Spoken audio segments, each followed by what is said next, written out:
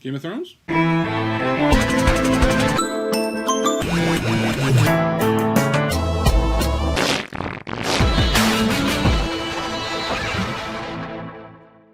Hi, I'm Bear Claw Billie, and this is Hell of Thrones, the show where I watch the entirety of Game of Thrones in a single week because I've been paid to do so, because I need rent, because 2020. Yay!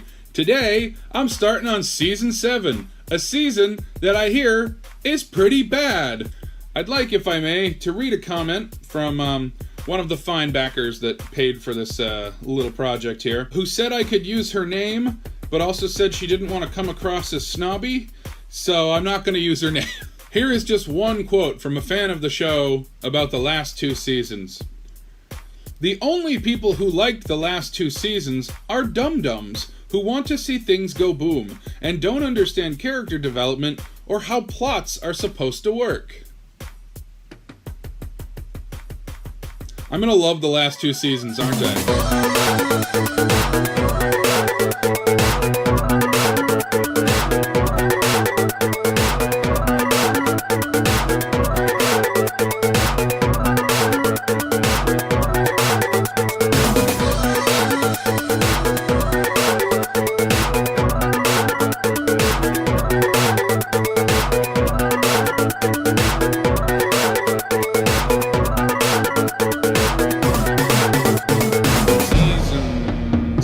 Episode 1, Dragonstone. I got 10 minutes kicking it from the hip. Let's see if I can figure this mess out. But boom! For starters, we're back, motherfuckers. Jon Snow, who's not a bastard, is making a bunch of plans. I gotta say, for being told that this season's all just about boom booms and not character stuff, sure seems like the same boring everybody talking in a room to me. It opened on Arya pretending to be Walder Frey, I think that was his name, and it was neat because I was like, oh, is this a flashback? Ah, that's Arya. Okay, cool. One nitpick though, in previous iterations of Arya doing the face change thing, it's like they kind of pull the faces off. They pull the face off. They pull the face off like it's tissue paper, but in the opening of this one, it looked like she was straight pulling an actual rubber mask off, like Mission Impossible 2. So I guess I'm saying sort out your John Woo movies. I didn't think that they were literally physically putting on a new face. Like, I thought it was just kind of like a symbolic representation of it. But now I don't even know. I had what I think is a realization today. Is the map at the beginning of every show, is that a literal map that exists in the library? Because throughout the opening credits, there's this weird, like, sunflower-looking thing. It's supposed to be the sun, and it's got all these, like, weird, like, rings around it. And the chandeliers in the library look like that. So now I'm waiting for us to learn that the big map from the opening credits is an actual big 3D map that's located somewhere in the library. Speaking of the library, wow, Sam's montage of shit, which is how I would describe this whole show. Sorry. Yeah, no, Sam's Duke montage. That was rough. I don't know what else to say other than, well, that was sure gross. We got some more quality farts during that montage. Love a good fart. I'm not gonna do the fart sound effect thing this season, I promise you that. Jim Broadbent stopped by to say hello. I'm a fun actor. The later half of the show is definitely throwing a lot of fun actors at us. Like, oh, hi, Ian McShane is here, Jonathan Pryce is here, Jim Broadbent is here, and speaking of guest stars, Sheeran! Ed fucking Sheeran. I know a lot of people shit their pants over that. I gotta be honest with you, I don't know fuck about the guy. I don't know what he does. I can't name a single Ed Sheeran song. I know he did a collab with Taylor Swift. I can't remember the title of it, but it comes after Ready For It on that Dark Taylor album, and I can talk about the production on just the snare in Taylor Swift's Ready For It way longer than I can talk about Game of Thrones. But because I am obligated to do so by the people that are paying my rent, here I am talking about Game of Thrones.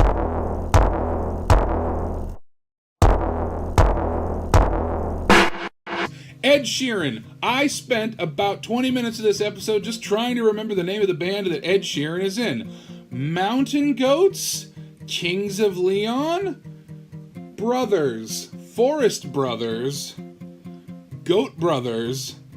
Mumbling Brothers. Mumford and Sons. That was how long it took me to remember the name of the fucking band that Ed Sheeran is in, and I'm still only 75% sure that he's in that band. He could just be a solo guy who does the same kind of music as that. I don't know. It's all the same shit to me. I don't care. How dare I compare Kings of Goats to the Mountain Brothers, but whatever. Also, when the Hound was looking in the fire and he started getting like super dramatic about like, I see armies marching, I actually thought he was bullshitting, and I'm kind of waiting for a later reveal that he did bullshit that. So like the Hound was looking in the fire and like the music got all like,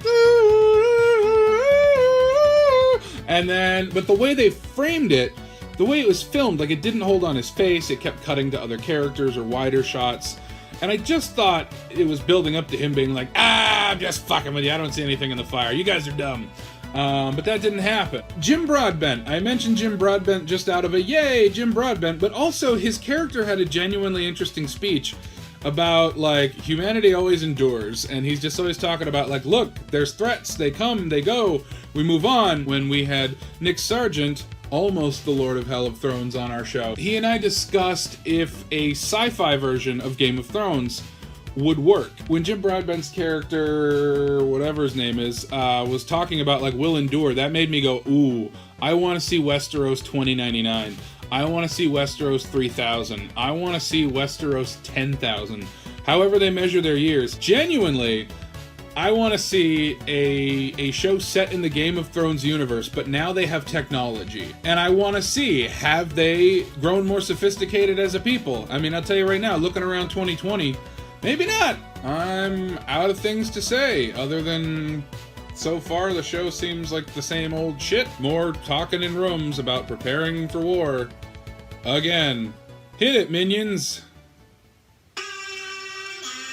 Season 7, Episode 2, I believe it was called Stormborn. We've got Varys and Daenerys. Hey, that rhymes and that's fun.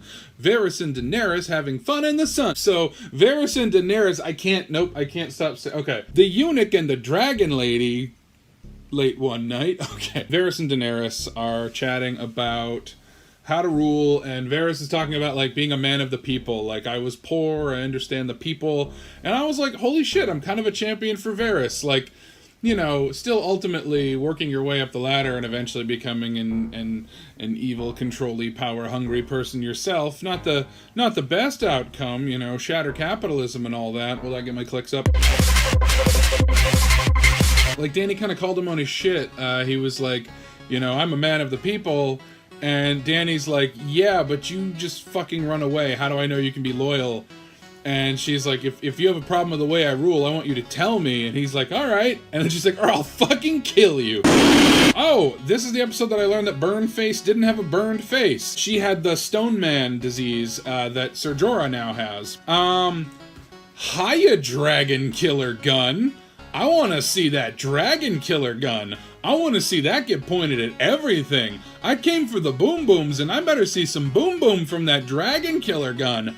Hell yes. So it seems like everyone on Danny's team hates each other. Like, I feel like there were many speeches where, you know, Martell was all, fuck the Lannisters, and Danny's all, Varys, you little shit. And, like, it seems like it's almost setting up like a workplace sitcom, like, which I would just fucking love to see. I'm guessing this is going to be a source of tension, and there's going to be more loyalty and betrayal and...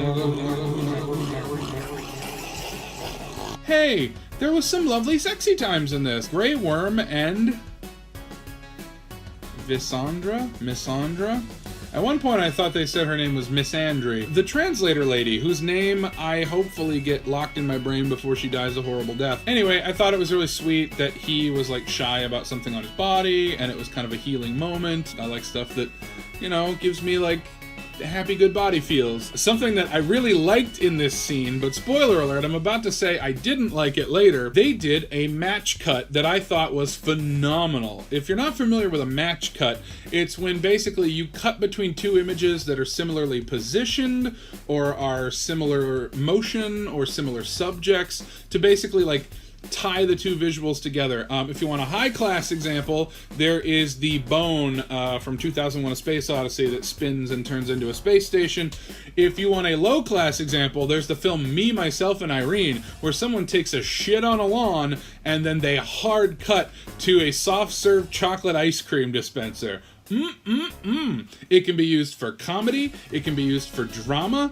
They kind of played it a little down the middle, but when Grey Worm starts inchworming his way down to translator Midori's downstairs area, and her eyes start to get big and wide because he's having himself a snack down there, and then suddenly they cut to Jim Broadbent shoving his hand between two books on a bookshelf, and it was like, my brain was immediately like, oh, hot / crass / fuck it. I just loved it all around. I just thought that was a great match cut. Like, just the idea that, like, yep, he's having a lick, and pretty soon, it's reading time! Check this out! 76 more library sex puns! But then they did another match cut, and here's the thing. You overdo a match cut, you overdo any editing technique, and it starts to get old. So later, Samuel starts peeling chunks of Stone Man leprosy off of Sir Jorah, which was just a whole squishy bucket of no. Pus is oozing out, and he's ripping, and you can hear that... Like, you can hear all the squishing, and then they match cut to somebody digging into a chicken pot pie. Again, like, visceral. But then once I thought about it, I realized in the previous episode, they did that in Sam's montage of life at the library, where he, like, had to clean out the bedpans and also give people food. So it was food and shit, squish and squish. Squish in a bowl, squish in a bowl. Anyway, grody. I have no idea if the editor changed or something, but just like, way too many match cuts. Not even way too many, but just enough that I'm like, ooh, too much of a good thing. You can't overdo your match cuts. Thank you for indulging me in just talking about editing, a thing that I love and love to see done well on this show. The Fabulous Baker Boy is back. The guy who loves making pie and making little wolf treats for Arya is back. I think I learned his name. She called him Hot Pie as she left. I'm assuming not his birth name, though that would be fucking awesome. Oh, what was with that scene with the wolves? Arya got accosted by wolves, and then she like looked them in the eye, and I think she said one of their names. And then she said, "That's not you?" And I didn't know what that meant. Lady Martell getting kinky with Theon's sister, and also Theon? That was a whole lot of clear browser history. Does she know that they're sleeping together? Or is she just such a horn dog that she's like, I don't care, your brother can watch, whatever. In which case, that's creepy. Don't do that. With 20 seconds to go, pirate shit! I know they're not actually pirates, but fighting the sand snakes is as close to, like, pirates versus ninjas that we're gonna get. That's like bacon and cats away from internet bingo. Good job. And 2 sand snakes died. I hardly knew ye. Sand Snake 2 and 3, and maybe 1 as well. Uh-oh! Season 7, episode 3, The Queen's Justice. 10 minutes on the clock. Boom! First of all, a problem that I wanted to note, just very briefly, it has to do with the recaps. There's a lot of, like, John Carpenter 80s style synthesizer in the recaps. A lot of, like, dum-dum-ticka-ticka-dum-dum ticka-ticka. Normally, I like sort of, like, fucking with stylistic things. You know, having electric guitar in A Knight's Tale. But it throws me out for this for some reason. Like, I want to be in that, like, high fantasy mindset. And I don't know, that stuff doesn't quite fit. Unless it's gonna be, like, you know, really upbeat, happy Mark Mothersbaugh, Thor Ragnarok shit. Which is not the tone for this show. Missandei is Missandei the name of the translator. Okay, I'm gonna cite Star Wars on this one. In the original Star Wars trilogy, like, you have people all the time as being like Princess Leia, Princess Leia, Han, how you doing, Chewbacca? Like, clearly these are made up names and people are just doing the best they can. But I swear, I've heard Missandei. I've heard her name a bunch of different ways, and I don't know which one it is, and so I'm just curious if the directors haven't even agreed on that, but I don't know. I thought of a comparison to another show, and you're not gonna like it. Game of Thrones kind of feels like Agents of S.H.I.E.L.D. Like, we're gonna be a superhero show, but really we're gonna be 8 episodes of just talking about stuff and then 1 or 2 of actually doing shit. Game of Thrones feels like that a lot. Like, I'm here for the dragons, I'm here for the fantasy stuff, and yet I'm always waiting. I'll be honest, I haven't noticed a major tone shift in the writing on the show. Everybody promised me that these seasons are so bad, but like, it all feels like the same gray slog to me. I have noticed, however, they're in self-parody mode now. There's a scene where Daenerys introduces herself, and she does the whole Mother of Dragons, first in my name, breaker of chains, this, that, the other thing, and then Jon Snow's like, Jon Snow of the North. And I know that there's a story reason for it. They're trying to kind of contrast their characters, but also there's definitely a self-awareness too, where the audience is like, seen it, I am Daenerys, first of the fifth of the fire of the unburnt of the... It's self-aware, and so I just thought it was interesting that the show is now resorting to self-awareness, which is usually when it's time for a show to wind down, and that's where we're at. I think Varys was running down the list of people that were unaccounted for after the boat attack, and I swear to God he said someone was named Malaria. Editor Billy, if you can figure out who might be Malaria, pop it up on the screen somewhere.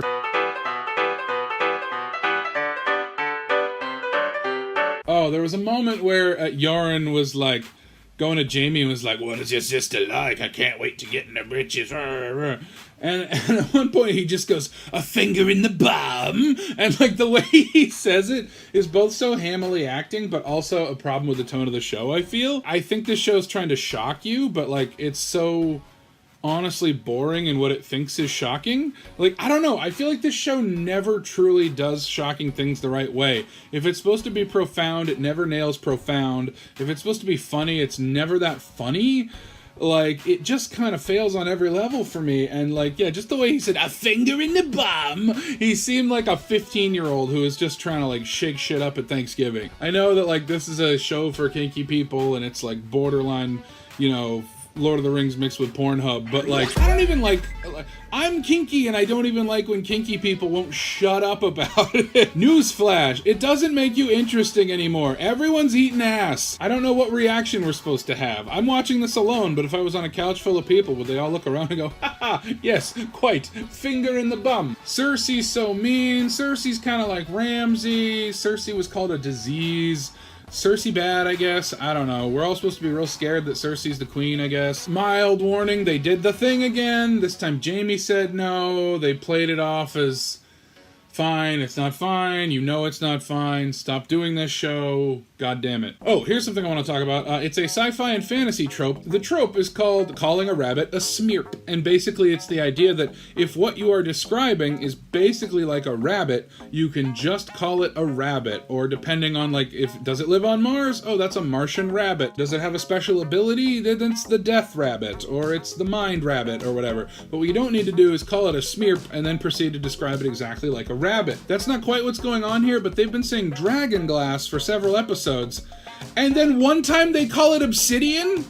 It's just been obsidian this whole time? Say dragon glass, say obsidian, but don't get weird in the middle on me. Bran mentioned being able to see everything and know everything all at once, and I wish I had Bran's ability, because if I had it while I was watching this show... Oh! An editorial choice that I loved, that I bet people who hate the later seasons are gonna hate me for, planning a battle and cutting to that actual battle happening is a way more exciting way to do this shit. Now you might be thinking, oh, but that's instant gratification. Like the point is that you hear them plan out the battle and then you see how it goes wrong. Guess what? Heist movies fucking nail this. Heist movies are really good about, like, when they have you plan out the thing, they'll either show you a simulation, or they'll show you the part of the heist that goes right. So they'll be like, all right, at 5 o'clock, we need to break into the thing. We cut to someone breaking into the thing. They're like, at 6, we move down the hallway. We show them going down the hallway. Then we join the scene in progress, in real time, when it gets to the part of the story where shit goes down. It's such efficient storytelling, and I think it works for this show. So more efficient editing like that, please, for viewers like me, though I'm guessing people probably don't agree with me. And with 10 seconds to go, I really like Olenna's big death energy. Here's your poison. Alright, I killed your kid, it was fucking cool, I'm gonna die now. Bye, go fuck yourself. Season 7, episode 4, The Spoils of War. Begin! Dracarys! I'm a big dum-dum that wants to watch things go boom! This was fun because stuff happened and I don't give a fuck! That's right, Grace! That's right! Everyone else? For real. I mean, this episode was whatever, but genuinely I was like, at least shit's happening. I haven't cared about these characters since the beginning. I like the character of Dragon Gun, go! Woo, the tension between these two. So yeah, in this episode, shit done got blowed up, but okay, let's eat our vegetables before we have dessert. What are they doing with Bran? Why are they making Bran the fucking worst? I had heard people talk about like how much they didn't like Bran, and I was like, he seems fine, but now they're trying to like Dr. Manhattan him and make him an all-seeing space weirdo, and he's just kind of like, I know everything. He's like Tyrion, but he doesn't drink. Oh, I can make Game of Thrones jokes now because I know the references. I don't like boring Spock Bran, just kind of like sitting there, just. I see all now. Trust in Bran.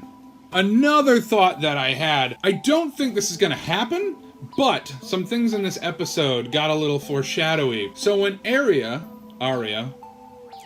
when Hyundai Sonata came up to the gates, and she was like, hello, I'm Arya Stark, I'm related to Sansa, let me in please.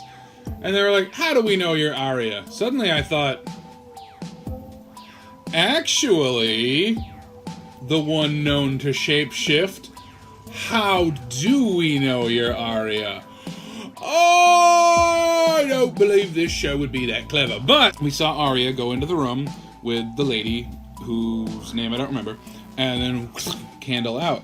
And then she comes back, and there's a bloody face on the wall. Have they established what a bloody face on the wall means? Probably. I was napping. So sure, fine, whatever. But at the end of the day, do we know this is Arya? They established in an earlier episode that you can do multiple Mission Impossible 2s. So even though this Arya, as we've seen her, has impersonated Walder Frey, impersonated Where's Walder, that doesn't mean it's not someone else who's just permanently using Arya's face. Now, Arya talks to Hot Pie. I wasn't paying attention during that Hot Pie scene, but is there anything there that would indicate that Arya actually recognizes Hot Pie? See, I can't rewind. It's part of the rules of Hell of Thrones. And if this were like an interesting, compelling show that tries to do twists, which sometimes it is, it would be kind of neat to be like, boom! Arya wasn't Arya from that point on. From the candle scene or whatever, she got killed. I don't know, could this be the guy? Could this be the shapeshifter guy? Could this be the arrow lady? Could this be someone else entirely? Let's see what else happened in this episode. Dracarys!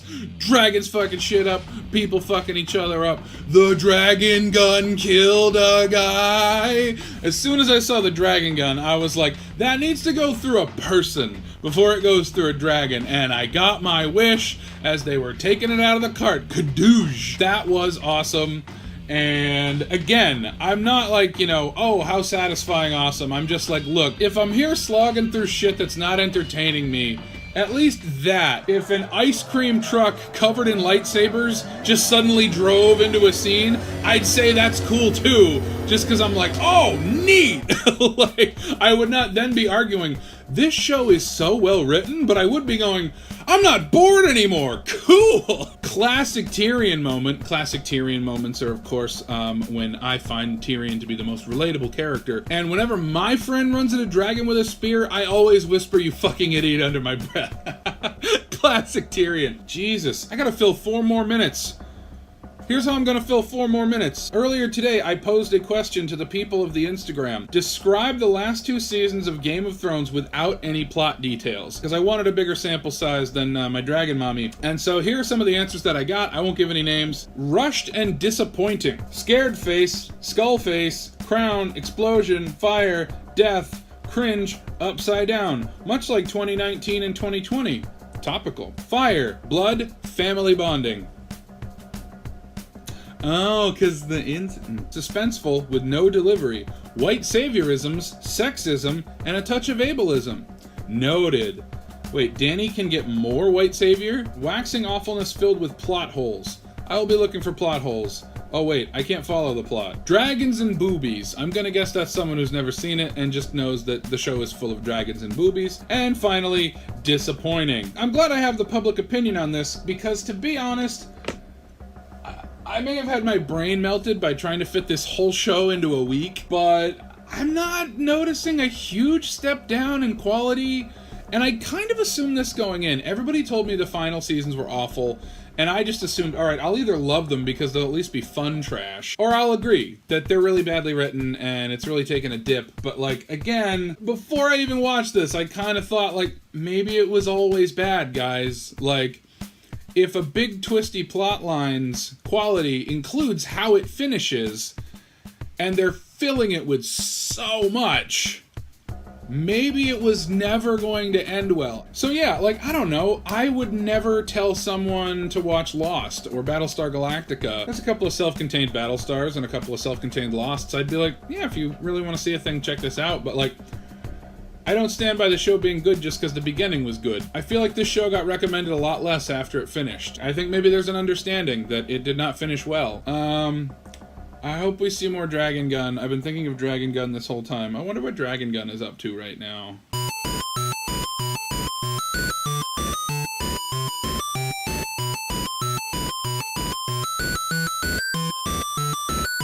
Season 7, Episode 5, Eastwatch. Clint Eastwatch. We're gonna do some little goofies and then we're gonna get into something kind of big, because I had a bit of a revelation during this one.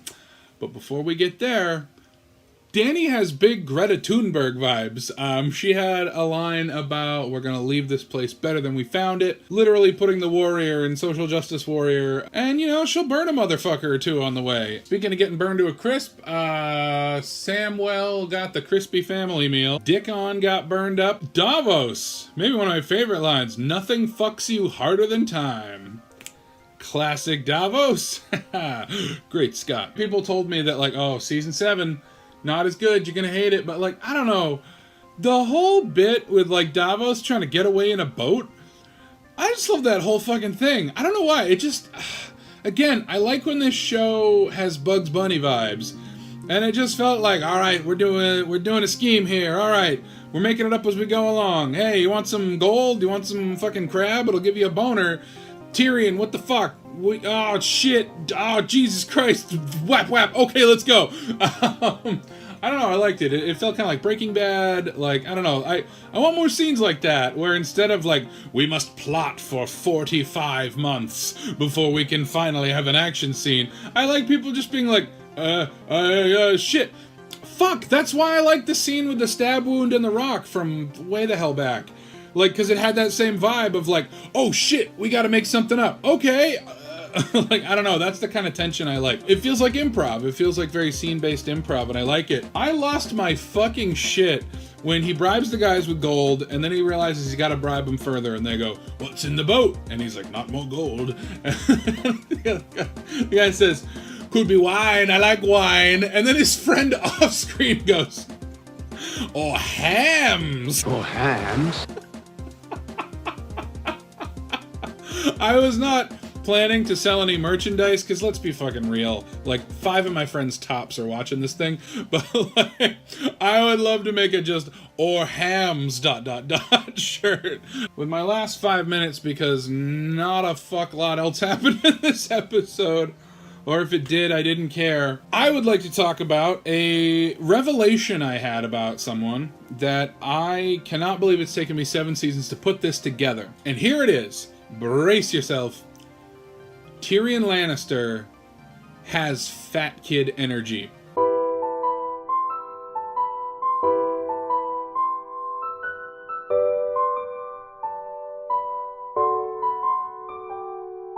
And I believe that is why Tyrion Lannister is such a relatable character. And I haven't looked any of this up because part of the rules of this show is I'm ripping straight through without looking anything up. But I've seen pictures of George R.R. Martin, and son of a bitch, I think we're kindred spirits. Throughout this whole thing, I'm just like, yeah, Tyrion is always cracking a joke. Tyrion is always extra charming. Tyrion is always really friendly to people. Tyrion don't get love. Tyrion gets the smallest bit of kindness and assumes that it is deep, deep, deep love. And then when he misunderstands it, he lashes out. I'm not going to say that these are all traits of big kids, but they're all traits of this big kid. I assume that these things are fairly standard on some level for at least kids of my generation. I would hope the next generation is not being so mean to fat people and fat kids. Guess what? Some of us are fat. Stop the presses. This just in. I'm fat. Other people are fat. It's fine. It's great. It's cool. We're a lot of fun. But I feel like fat kids get teased for being fat, and this leads them to harden themselves. Tyrion's dwarfism is kind of a stand-in for any kid that was teased for any reason. And Tyrion is a character who has been bullied. Now, obviously, in the world of this show, we're talking extreme bullying. People get killed and assaulted, and it's gruesome and grisly, but it's written by people who live in the modern world. And so they're gonna project things. And by the way, I don't want to suggest that, like, George R.R. Martin isn't aware of this. I don't think it's, like, subconsciously, but, like, I would not be surprised if Tyrion Lannister is the stand-in character because of this fat kid energy, like, or just feeling bullied or teased. It's just now hitting me like, oh shit, that's why Tyrion is so relatable to me. It's that being bullied and teased and how that affects you as an adult. And like Tyrion now being an adult, and in this episode he gave a speech about just having to always deal with being made fun of for his dwarfism. I'm not going to say it was well written. I know it's not based on anything in the books, because as far as I know, we're beyond the books at this point. But yeah, it just kind of clicked for me that that's probably some of the psychology behind Tyrion, is being a child of bullying and teasing, and then growing up to have to be like, all right, I'm going to overcome this with charm and humor and and friendliness. He has a line in an earlier season about like, know yourself, and then you make fun of yourself first. And that's actually something that a lot of fat kids fall into. Oh, if I make the joke about myself first, I win. And it makes sense that Tyrion might think that way. With 20 seconds to go, do you think the Winds of Winter is locked up in that little library cage? Yeah. Oh man. Oh, you really want Winds of Winter to be published, don't you? It's a pandemic. Where's Winds of Winter? Come on, George. It's gonna be better than the show, right? It has to be. Season 7, Episode 6, Beyond the Wall. Yeah. Hey, you know what? I'm not gonna start the timer yet, because guess what, HBO? You need to learn to bring it in under an hour. It would be one thing if it was 90 minutes in a special event or a 2-hour two-parter. But no, this little eking out an extra 10 minutes, I had to go to the bathroom so bad. I'm mad at you, HBO. I'm mad at you. 10 minutes. First of all, the plan to bring a zombie to King's Landing, that's dumb. Like, I get that they want to prove to people that they're zombies, but like, this is your plan? Like, bring the people who need to know to the zombies. And I get it, like, traveling was different back then. What back then? It's a fantasy show, sorry. But that's just a really stupid plan. Also, bend the knee. If I hear one more goddamn bend the knee. Bend the knee. Bend the knee. Bend the knee. Bend the knee. Bend the knee. Bend the knee. Bend the knee. Bend the knee. Bend the knee. Bend the knee. Bend the knee. Bend the knee. Bend the knee. Bend the knee. Bend the knee. Bend the knee. Ben Vereen. Ben Vereen. Ben Vereen. Stop it. Stop saying it. Say bow. Say show your loyalty. Something. Bend the knee. Bend the knee. Bend the knee. I'm tired of it. I thought winter is coming was an annoying catchphrase. Stop bending the fucking knee. The scene where Arya and Sansa start comparing who has suffered more. I got like the real world context of like when you were talking about suffering, wanting to compare to someone else. But I also had a moment of like, oh, show. Be careful what you're doing here. There was some weird line about like some guy didn't know the word dick. And he's like, oh, it's your cock. And he's like, oh, dick, I like it. And then the Hound says, I bet you do. Because homophobic jokes are still on the table. So, Zombie Bear! I love Zombie Bear. Thank you, Zombie Bear. You know, when I started this show, I said to myself, this show could use more zombie bears. Here's my problem with Zombie Bear, though. The White Walkers have blue eyes. They don't really glow. They see the zombie bear's blue eyes about 50 yards away through a snowstorm, which would suggest that zombie's got fucking high beams. That bear is like full J.J. Abrams. Like, that bear's got like Mack truck headlights in its skull. Okay, so the zombie bear got a character who, so far, I thought his name was Crow. I thought he died. Then it turned out he wasn't dead. Then he died again from freezing, but then Eye Patch Guy poked him, and I swear he said twice, Sauce. Sauce. Sauce.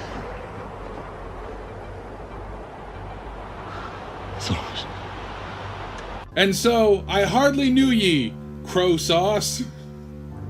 We have a crow sauce and a Zoro Zoro duck sauce. Get these two together. When they were out in the middle of the ice trying to fight off all the zombies, like, I just remember thinking, like, whatever it is, something kills them all, they all fall through the ice, something, whatever it is I'm gonna call bullshit, and then sure enough, the dragons flew right in, saved everybody. I mean, whatever, it's fine, you got a dragon, use it. So I gotta say this, everybody's been telling me season 7 and 8, it's just boom booms for dum-dums, and I gotta tell ya, lower your expectations, people, and you can have a hell of a lot of fun with this show.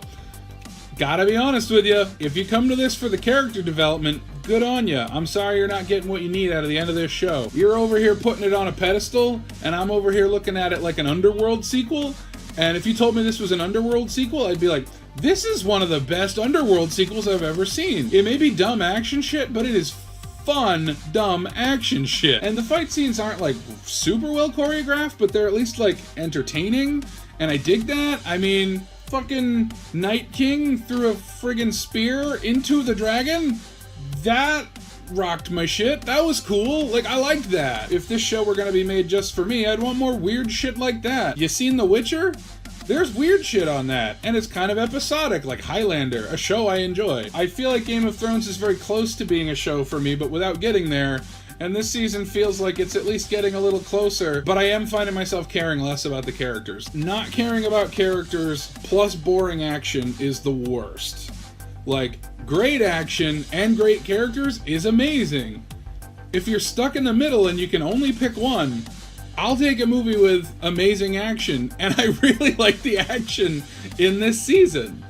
Like, if we were sitting down for bad movie night, a thing I do regularly, as long as the action's good, I'm having fun. Like, heck, if the characters are good and the action sucks, that's almost worse to me. Which I shouldn't say. There are some good action scenes in the early seasons. I don't know, I'm having more fun with, like, they built a dragon gun. And the Night King took down a friggin' dragon with a spear. And what other ridiculous thing could they put in this show? A zombie dragon! They have a zombie dragon now. Did anyone see that coming? Did you see that coming? Is it in the books? It can't be, because the books aren't this fun. I am here for Zombie Dragon. I love Zombie Dragon. I think that's great, and I think they set it up really well, because they showed you that horses can be zombies, and that polar bears can be zombies, so why can't a dragon be a zombie? I think that's cool as shit. I want zombie dragons. This is my ice cream truck covered in lightsabers. I want them to be throwing weird shit at the screen all the time. If you can't be deep interesting, be weird interesting. And Zombie Dragon is my weird interesting. I want more shit like that. And oh fuck, I never talked about Arya's masks. We'll talk about Arya's masks next time. Holy shit, I'm so sorry. Season 7, Episode 7. Dragon and the Wolf. Alright, so when I wished for 90-minute episodes, I didn't mention this last segment, so I'm going to mention it now. Arya's masks. They're literal masks? Are they literal faces? I don't get how the magic works at all, and I technically still don't know if Arya is someone else in disguise, but I don't think so. Somebody has a line about maybe everything really is all about cocks, and that just feels like the writer's phoning it in, like, we haven't said anything about how everything's fighting and fucking and dicks for a while. Everything's cocks, I don't know, throw it in there. Random side thing, Podrick. When is Podrick's sex magic gonna pay off? Like, everything in this show is all leading to something, right? And they're all wowed how Podrick, like, wows the brothel? Where's that going? Pay that off. One thing I noticed is I'm starting to notice the theme of, like, whoever's got the dragons has the advantage, and that's when I realized, even though I know very little about history, I am aware of a film called Victory Through Air Power, which is a film that Walt Disney made after reading a book about how maybe we can beat the Nazis with planes. And it just suddenly struck me while I was watching this. I know that this show is based on, like, older battles, but, like, I don't know, I suddenly was like, oh, I think there's a little World War II in here. And that's part of it. Like, alright, we've got to come together to stop this enemy. Somebody called it the Great War at one point, and then, like, Daenerys flew in on a dragon, like, here's what I bring to the table. And that was very much me just suddenly being like, oh, literally, there's a scene where they talk about their armies and their navies, and at one point I was like, oh, what would their word for Air Force be? Oh, they don't have one. Oh, wait, but they do have an Air Force. It's dragons. They just don't have a name for it yet. It's Dragon Force. I'm starting to see people talking about how bad the writing is. Cersei and Tyrion had an exchange that was just kind of like cheesy writing and hammy acting, and it kind of felt like they were going through the motions of what the show used to be. I'm not conceding that the show had a massive dunk in quality here, but just like I kind of noticed like this dialogue doesn't crackle as much. They made a plot point out of you can't kick Theon in the balls, and the music got really dramatic, and I just laughed. Like they tried to play it off as like that was a neat thing, and I was just kind of more like, we doing this? I think at one point I knew Theon's sister's name, and then I forgot it again, but he mentioned avenging Yara, and I was like, oh, that's gotta be his sister. But I don't know if his sister's dead. Like, there's confirmed dead, and then there's dramatically dead, which is like someone goes, oh, and they cut away, and then they never really revisit it. And then there are ones where they're lying there dead. They're clearly dead. They're dead, and then someone says, my lord, so-and-so is dead. It starts to snow! It's a Christmas miracle in... Are we in Winterfell? I think so. What a fitting name. The snow looks so beautiful. Yay! Winter finally came. Winter comes in the last season. Wee! Filed under, is this anything? I noticed that Bran is kind of the Professor X of this franchise. Like, he's in a wheelchair, he has brain powers, and he has a place he goes to really turn up the intensity. So, like, he's got a cerebro, but it's a tree. A cerebro, if you will. Did someone make that joke in 2018? Probably, but here I am making it now. You paid for this.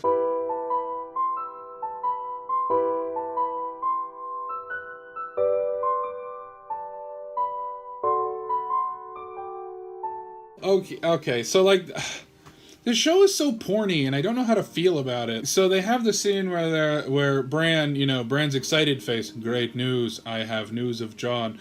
I'm a raven or whatever. Which, by the way, telling Sam the raven thing, and he's like, oh, good for you. Like, the show's getting very self-aware. So yeah, he's like, we must tell Jon that he's not a bastard, and he's of royal blood, and his parents are a Stark and a Targaryen, and over that scene is him and Dany just going at it, just really wolfing her dragon. So is the implication there, I just needed someone to officially walk in and be like, it's incest, you're watching incest right now. It seems to be romanticizing it, if that's what's going on, but maybe I'm dumb. Like, I don't know if it's like, are they two houses? Like, they don't have the same parents, right? I don't know. I can't keep track of any name on this show. At one point, the dad in the wedding flashback, or I guess in the ravening, when Bran was that so ravening to the wedding, it looked like Dany's brother, but I don't think it was. Just looked a lot like him. But yeah, it looked like we were watching some incest, and I don't know, they were just being so fucking fake dramatic. Like, we've got to tell them, but it was weird because it was like, good news, Jon is a king, but also good news, Jon might be screwing a relative? I'm sure the very next episode will have someone throwing open a window and saying, you there! Tell Jon he's committed incest! Also, just in general, Jon and Dany as a pairing, whatever. Like, again, it's a soap opera, so everybody's got to be paired with everybody else at some point. Ross and Monica, because we're running out of couples. And then the big ending, the zombies started to approach, and if you could have seen the look on my face, because the zombies start walking up, and I'm like, zombie dragon. And the zombie horde keeps getting bigger and bigger, and I'm like, zombie dragon. And then you see one of the giants. The giant zombie walks up, and I'm like, zombie dragon. And then you see a wide shot, and they pull back, and there's the zombie horse, and there's the zombie knight, and all the zombies, and you're seeing thousands of zombies, and I'm like, zombie dragon. And then the zombie dragon cuts through the clouds. The Night King is mounted on the zombie dragon's back. And suddenly, I say out loud, that fire better be blue. And when that zombie spit fire on that wall, that fire was blue, and I went, yeah! I got way too excited about the fire being blue. It shouldn't have been as exciting as it was, but it did it for me. This is the best Underworld sequel I've ever seen. I don't know why people say this is bad.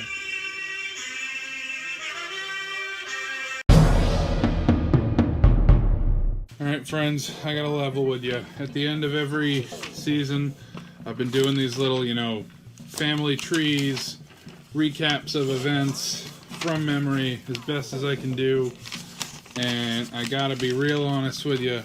There's There's just too much now. Sorry, I got distracted by time travel types. I'd really much rather talk about that. I thought what I would do is close my eyes, pick a name at random, and then whatever name I hit, I have to tell you the entirety of their history from seasons 1 through 7, as far as I understand it, in my head. Does this sound fun? No? Tough shit? Okay. Eddard. He was a young boy, and he did a sword fight, and then he helped protect the baby that his sister had. His sister had this baby with a Targaryen, and he raised the baby as though it was his own, and that baby was Jon Snow. Ned Stark also went on to marry Catelyn Stark and fathered Bran and Sansa and Arya, and he did a bunch of Ned Stark things. He was the hand of the king, King Robert Baratheon. Wait, hold on, do I have that right? I don't know if I have that right. No, he was the hand of the king, and then he did some fighting with the king. He had his suspicions about the legitimacy of the king's children, and while the king was on his deathbed, he tried to reveal what he could discover. And then when Joffrey became king, he was all, fuck you, I don't agree with this, and he got his head chopped off. Ready, go! Who do we get? We got Davos. Davos is a nice guy. Davos learned to read in prison. Davos is, like, friends with Stannis, I think? Davos was friends with Little Burnface and sort of felt like she was a daughter, but wasn't his actual kid. His kid may be Gendry? Davos likes mutton. Davos is not a good hunter. Davos helped Gendry escape on a boat in a fun scene where he told two guys that crab would give them a boner. Joffrey. Joffrey is an incest baby. Joffrey is the child of Cersei and Jaime, but they are pretending that he is the child of Robert Baratheon and Cersei. He becomes king when Baratheon dies. Robert Baratheon dies. He is a shit king. Oh, before this happens, he is supposed to marry Sansa, but then later on he decides, I don't want to be with Sansa, I want to be with Marjorie. He is a little shit. He ties women up and spanks them. He tortures animals for fun. He does something. He has some people killed. Oh, he's the one that has Ned Stark killed for questioning him. He says he's gonna kill some guys. He threatens to give a guy a Joker smile with a sword. Some other dumb shit. And then eventually he has, he's a dick to Tyrion. He's always mocking him for his height. And he has a wedding where he gets poisoned and he dies like this. This is great. Let's do 2 more and then wrap it up, because this is the worst idea I've ever had outside of watching Game of Thrones for $1,000. Bam! I hit Joffrey again. What the fucking fuck? I'm turning this upside down. And Oberyn. Oberyn, you sexual beast. Oberyn is a prince of House Martell. He's got a sexy wife whose name I still haven't learned. He is bisexual or possibly pansexual. I believe by his words, I enjoy both men and women, which sounds like bi. He had members of his family raped and killed. He wanted vengeance on that. He fought some guy, the Viper and the Mountain. Oh, the Mountain. The Mountain. He wanted vengeance on the Mountain, and so he did some like flippy-doo dance fights, and he actually was pretty good at them. But then he got his head crunched. Dead real hard. Dead real hard. I'm gonna turn it upside down again because that seems to help. Bam! Arya. You know what? Tough one, but here we go. Arya is the daughter of Ned Stark and Lady Catelyn Stark. Arya doesn't want to do embroidery. Arya wants to be a warrior. Arya, the warrior. Arya gets a sword from Sansa that she calls Needle. She learns to sword fight from Syrio Forel, the greatest character in all of television. She has to flee the city when her daddy gets beheaded, Ned Stark. It's kind of more like a kidnap scenario. I'll be honest, things get real dusty here. She disguises herself as a boy. She goes off with some motherfuckers. She runs into the Hound. No, she doesn't run into the Hound until later. She's in the woods with some fucking people. She ends up being the wine server for Tywin Lannister. She runs into a guy who can change his face. She saves him and his friend's life, and he's like, oh, I owe you a debt. I'll kill people for you. She ends up at his weird face-changing cult. She learns how to change her face. A girl has no name, blah, blah, blah, blah, blah, all this weird shit. She does all this culty stuff. She's supposed to assassinate someone. She fucks it up. She gets blinded for it. She gets trained to fight blind. I feel like I skipped some stuff. She ran into the Hound. She hung with the Hound for a while. She left the Hound to die, but didn't kill him. She makes a list of people she wants to kill. Anyway, somewhere along there, she meets Hot Pie Guy. Back to the cult. She goes to the cult, and they give her assassination missions or something, and she fucks up the first one, and then she deliberately fucks up the second one, and then she decides to get the fuck out of Dodge. She was supposed to get rid of her sword, but she hid it somewhere, and so she's just about to get out of there, and some lady comes out and, like, shanks her 14 times, and she falls in the water, and she's fine, because some local actress apparently is a fucking, like, surgeon and patches her up. She gets caught by the assassin trainer lady, and she fights her without a candle in the dark because she learned how to fight blind, and then she threatens shapeshifter guy. She gets the fuck out of there. I think that's when she teams up with the Hound, but that doesn't sound right. No, that doesn't sound right at all. I don't know. She fucking gets back to Starktown, USA, and she's got a bag full of faces. Oh wait, no, sorry, she kills Walder Frey first because Walder Frey killed a bunch of Starks. And then she goes back to Winterfell and just starts getting fucking weird with Sansa. And just like, here's my life now, and I'm gonna kill all these people. And then they're all making decisions together in the little council. She cuts Littlefinger's throat. Oh yeah, they go on a trip to see Littlefinger, and then on the way there they find out that some lady's dead, her aunt's dead, something like that. And then at the end, she and Sansa stare at the pretty snow. Yay, I've been talking for 10 minutes. I bet it's been a great time for you. It sure has been time that has passed for me. Game of Thrones! Alright.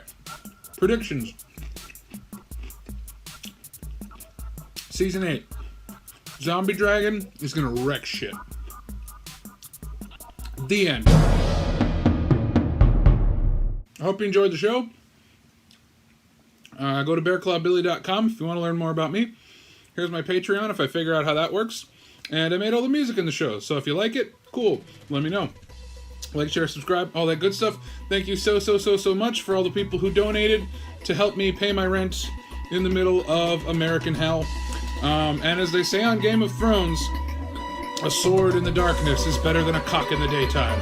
Bye, everybody! Bye!